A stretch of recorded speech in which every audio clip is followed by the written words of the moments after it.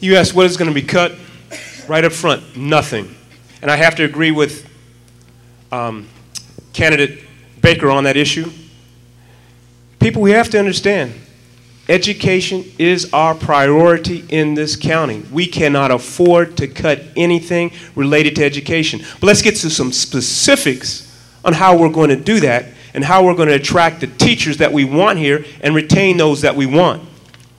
Well, first of all, we've got a school superintendent, 5 of them in the last 10 years. They've rotated every 2 years. Our children have been guinea pigs for programs and curriculum that each one of these school superintendents bring into our schools.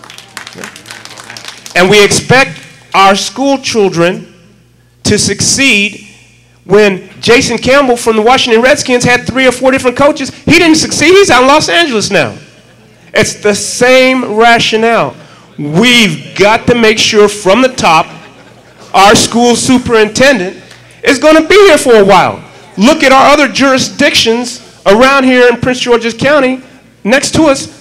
The ones that are good, their school superintendents have been here 10, 12, or 14 years. We've got to look at that. Then we've got to look at our retaining and recruiting our teachers. And let's not kid ourselves. This is about money. School teachers want to get paid well. Okay? This is about money. And we're going to pay our school teachers. And we got to realize that our school teachers no longer have a career 30 years in school teaching like my mother did. At that 3 to 5 year mark, they're deciding, are they still going to be a school teacher, or are they going to join some other profession that's going to pay them more?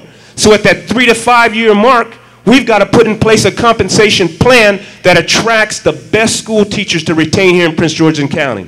We have not done that. The other thing we need to make sure that we do is we provide affordable housing for our school teachers. Turner, you got the red light Thank there. Or the stop sign, or whichever way you want to go. No, what I am going to ask, I have, there are a few other great questions that we would want to ask, but for the sake of time, we won't be able to. I'm going to ask 1 or 2 more, actually 1 question, and then let you all close and give closing statements. I'm going to need you to take 1 minute in this last round. This is the true lightning round, but trust me, you all can answer this in 1 minute, because most of you all's answers was actually, you gave your good answer in 1 minute and then gave the rest of the politics in the last part of the minute, because you know you had to keep on talking because you're running for office and you want people to hear your voice. So I know how to do the next debate. They 1 minute answers.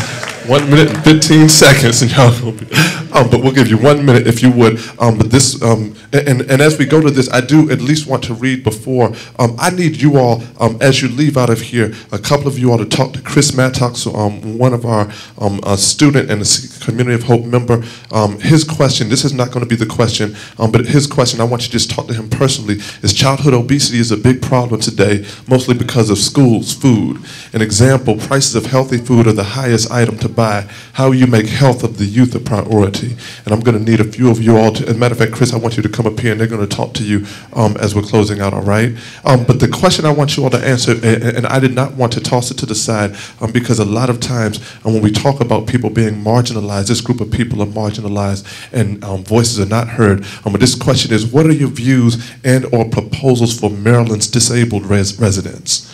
What are your views and or proposals for Maryland's disabled residents? So we can start here and go on down. You've got 1 minute, if you will. Good question. I plan to work with those individuals that are disabled. As you know,